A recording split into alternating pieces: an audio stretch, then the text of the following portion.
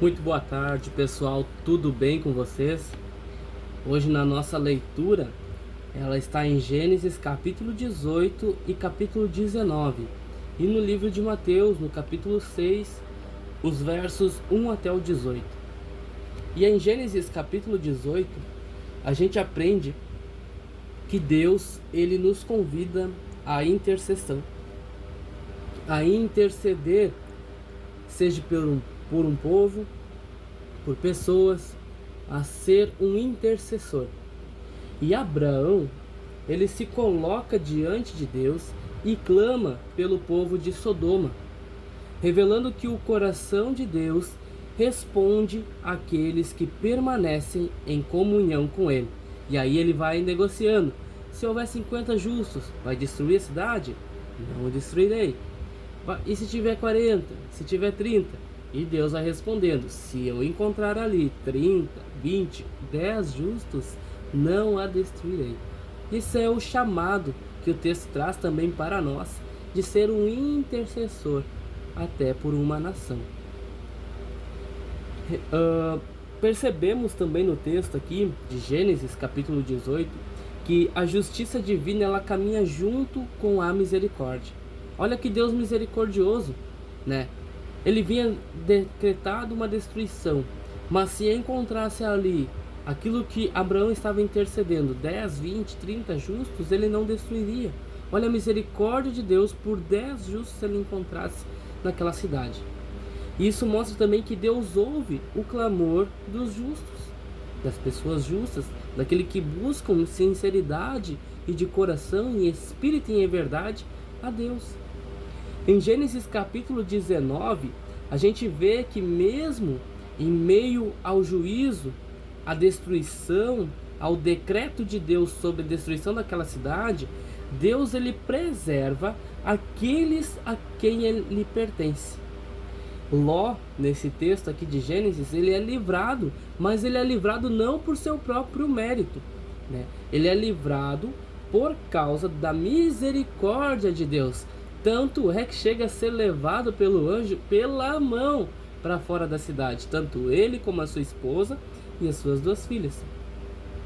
Então Ló, ele é livrado não pelo seu mérito próprio, mas pela misericórdia de Deus e pela intercessão. Aprendemos que o Senhor, ele sabe distinguir os seus e age no tempo certo. Em meio a aflições de nossa vida, tenhamos essa certeza de que Deus agirá em nosso favor. Se formos justos, se nos mantivermos justos, se nos mantivermos neste caminho de intercessão, de humildade, coração sincero, contrito, arrependido diante do Senhor, reconhecendo Ele como nosso Senhor, tenhamos essa mesma certeza de que o Senhor nos reconhecerá e agirá em nosso favor no tempo certo. E Mateus vai falar um pouco sobre isso. É bem engraçado, né? Porque Jesus vai falar sobre essa espiritualidade e que essa espiritualidade, ela vai nascer no secreto.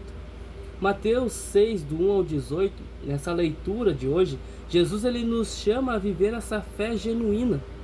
Somos confrontados a não praticar justiça para sermos vistos pelas outras pessoas, mas a cultivar uma espiritualidade que vai nascer no secreto, no nosso quarto, no escondido, no individual, no sozinho com Deus. O ensino aqui sobre esmolas também, que Jesus vai falar, sobre oração, sobre jejum, revela que Deus, ele valoriza o coração mais do que a aparência, fazer para aparecer, fazer para que os outros reconheçam. Deus valoriza aquilo que está no nosso coração, com que intenção estamos fazendo.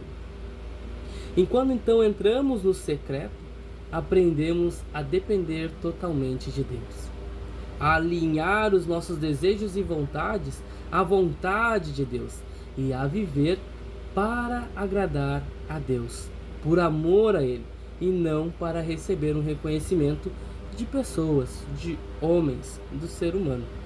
Em Gênesis, Deus responde à intercessão sincera. E em Mateus, Jesus nos ensina a buscar o Pai em secreto. Abraão intercede publicamente lá em Gênesis, mas em intimidade. Ele faz isso porque tem intimidade com Deus, conhece Deus, andou com Deus. E Jesus nos chama em Mateus a uma devoção que começa no nosso íntimo, no nosso secreto, no nosso coração. Deus, ele livra os seus, e o relacionamento com ele é a base desse livramento. Que possamos cada dia mais e mais cultivar esse relacionamento com Deus, para que no tempo certo ele nos livre de todo o mal. E a oração modelo vai falar sobre isso, né?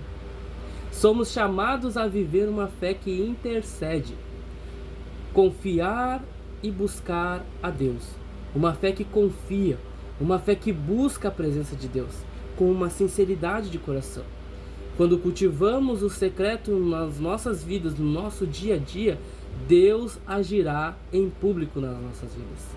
E quando clamamos com humildade, Ele libera misericórdia em nossas vidas e traz o livramento. Quem anda em intimidade com Deus se tornará um instrumento de intercessão e preservação em tempos de dificuldade. Que Deus te abençoe e te guarde.